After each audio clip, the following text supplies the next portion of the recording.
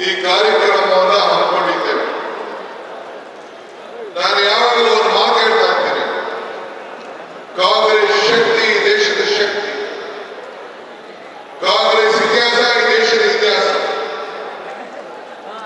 ಕಾಂಗ್ರೆಸ್ ಯಾವಾಗಲೂ ಕೂಡ ಎಲ್ಲ ವರ್ಗದ ಜನರಿಗೆ ನಾವು ಕಾರ್ಯಕ್ರಮವನ್ನು ಕೊಟ್ಕೊಂಡು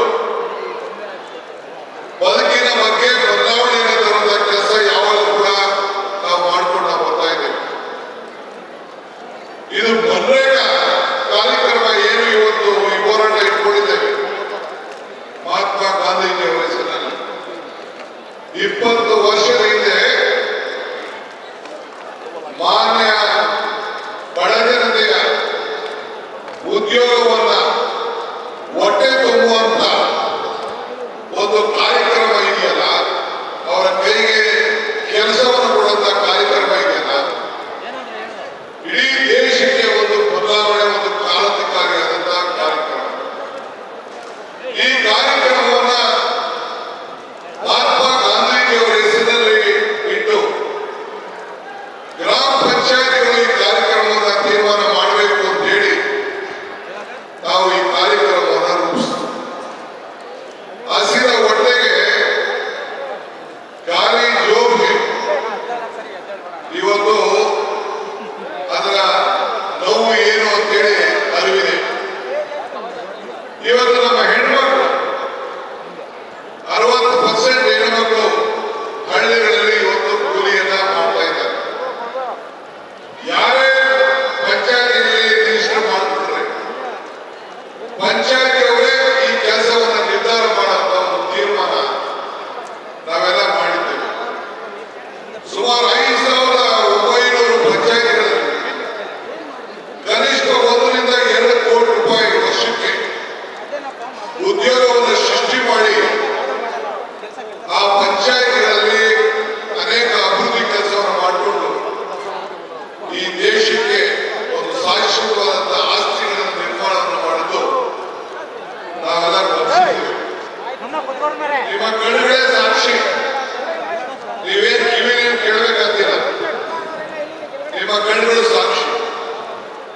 ಇವತ್ತು ಈ ನರೇಗಾ ಉಳಿಸಿ, ಈ ದೇಶ ಉಳಿಸಿ, ನಮ್ಮ ಹಳ್ಳಿಗಳನ್ನು ಉಳಿಸಿ, ರೈತರನ್ನು ಉಳಿಸಿ, ಕಾರ್ಮಿಕರನ್ನು ಉಳಿಸಿ, ಮಹಾತ್ಮ ಗಾಂಧೀಜಿಯವರ ಹೆಸರನ್ನು ಕೂಡ ಉಳಿಸಿ ಅಂತ ಕೇಳಲಿಕ್ಕೆ ಈ ಕಾರ್ಯಕ್ರಮವನ್ನು ನಾವು ರೂಪಿಸಿದ್ದೇವೆ. ದೀಪ ಹತ್ತಿ ಆರಿ ಹೋಗುವಾಗ ಜೋರಾಗಿ ಉಳಿತದಂತೆ, ಹಾಗೆ ಬಿಜೆಪಿ ಅಂತಿಮ ದಿನಗಳು ಬಂದು ಈ ಕಾರ್ಯಕ್ರಮವನ್ನ ಈ ಗಾಂಧೀಜಿಯವರ ಹೆಸರನ್ನ ಬದಲಾವಣೆ ಮಾಡುವಂತ ಕೆಲಸ ಮಾಡ್ತಾ ಇದ್ದಾರೆ. ನಾನು ಹೇಳಿದೆ, ನಮ್ಮ ಜೋಬಲ್ಲಿರೋ ನೋಟು ಮಹಾತ್ಮ ಗಾಂಧೀಜಿ ಹೆಸರು ತೆಗೆದಾಕಿದಾಗ ನಿಮ್ಮ ಫೋಟೋ ಹಾಕೋಬಿಡಿ ಅಂತ. ಮಹಾತ್ಮ ಗಾಂಧೀಜಿಯವರ ಹೆಸರಿನಲ್ಲಿ ಪ್ರತಿಯೊಂದು ನೋಟ್ನಲ್ಲೂ ಮಹಾತ್ಮ ಗಾಂಧೀಜಿಯವರ ಫೋಟೋ ಇದೆ. ಅದಕ್ಕೆ ನಾವು ಪಕ್ಷ ಮತ್ತು ಸರ್ಕಾರ ನಾವೆಲ್ಲ ಚರ್ಚೆ ಮಾಡಿ ಗ್ರಾಮ ಪಂಚಾಯತಿಯ ಪ್ರತಿಯೊಂದು ಗ್ರಾಮ ಪಂಚಾಯತಿ ಹೆಸರಿನ ಮುಂದೆ ಮಹಾತ್ಮ ಗಾಂಧೀಜಿ ಹೆಸರನ್ನ ಇಟ್ಟು ಆ ಊರಿನ ಗ್ರಾಮ ಪಂಚಾಯತಿ ಅಂತೇಳಿ ಮಾಡಬೇಕು ಅಂತೇಳಿ ಆ ತೀರ್ಮಾನವನ್ನು ನಾವು ಮಾಡಿದ್ದೇವೆ.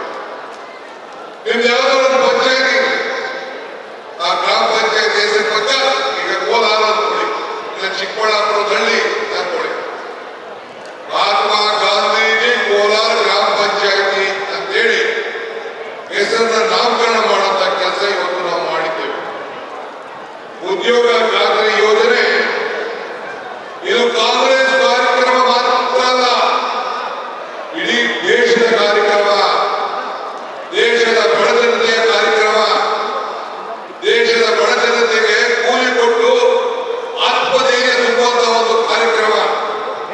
ಇವತ್ತು ಮನ್ರೇಗಾವನ್ನ ಮರುಕಳಿಸಿ ಉದ್ಯೋಗ ಹಕ್ಕನ್ನು ಉಳಿಸಿ ಗ್ರಾಮಗಳ ಸ್ವಯಮಾಡಳಿತ ಹಕ್ಕನ್ನ ಮರುಸ್ಥಾಪನೆಯನ್ನು ಮಾಡುವಂತ ಉದ್ದೇಶದಿಂದ ಈ ಹೋರಾಟವನ್ನ ಮಾಡ್ಕೊಂಡು ನಾವು ಬರ್ತಾ ಇದ್ದೇವೆ.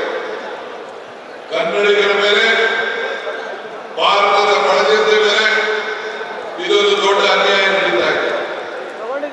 ನಾನು ಹೇಳ್ತಾ ಇದ್ದೆ, ನಮ್ಮ ಪಂಚಾಯತಿಗಳಲ್ಲಿ 60% ರಾಜ್ಯ ಸರ್ಕಾರ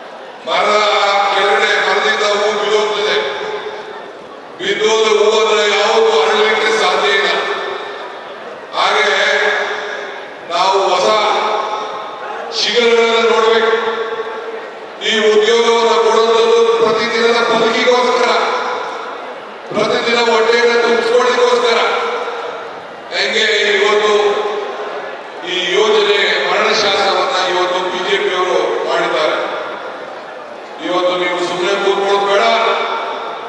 ಇವತ್ತು ಬಂದಿದ್ದೀರಿ, ಹೋರಾಟಕ್ಕೆ ಹೆಜ್ಜೆ ಹಾಕಿದ್ದೀರಿ. ಇವತ್ತು ನೀವೆಲ್ಲರೂ ಕೂಡ ಬಡತನದ ಏನು ಅನುಭವ ಇರುವಂತ ಮಾತ್ರ ಅವರಿಗೆ ಅನ್ನದ ಬೆಲೆ ಗೊತ್ತಿದೆ.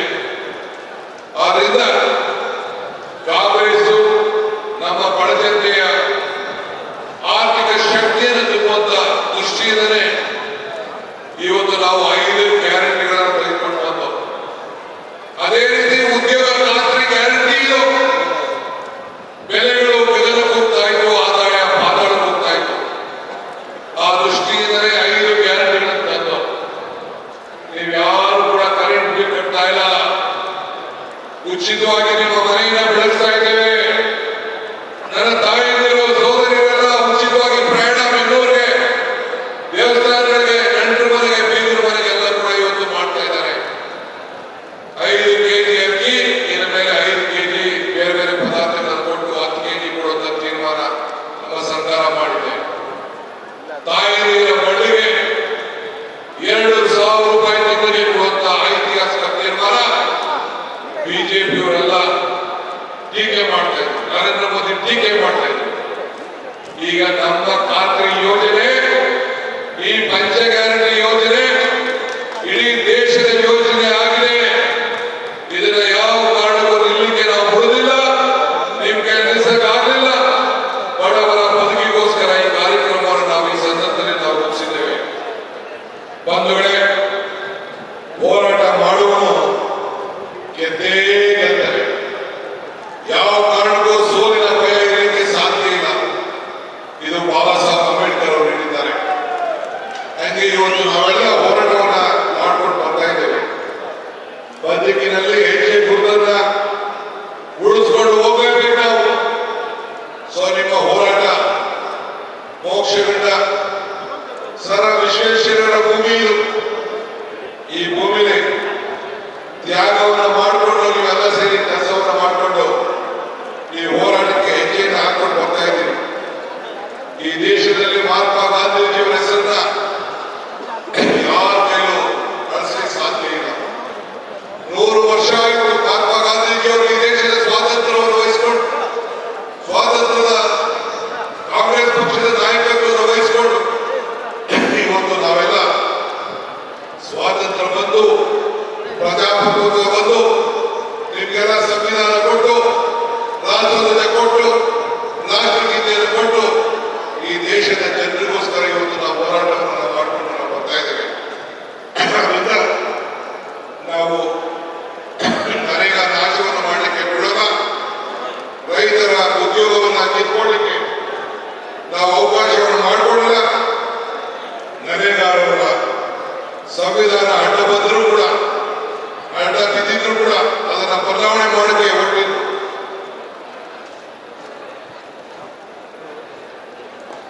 ಈ ಚುನಾವಣೆಯ ವ್ಯವಸ್ಥೆಯಲ್ಲಿ ಕೂಡ ಇವತ್ತು ಮತದಾರ ಹಕ್ಕನ್ನ ಯಾವ ರೀತಿ ಕಿತ್ಕೊಳ್ಳಲಿಕ್ಕೆ ಪ್ರಯತ್ನ ಮಾಡ್ತಾ ಇದ್ದಾರೆ. ಹಾಗೆ ಉದ್ಯೋಗ ಖಾತ್ರಿ ಯೋಜನೆಯಲ್ಲಿ ನಿಮ್ಮೆಲ್ಲರ ಹಕ್ಕನ್ನು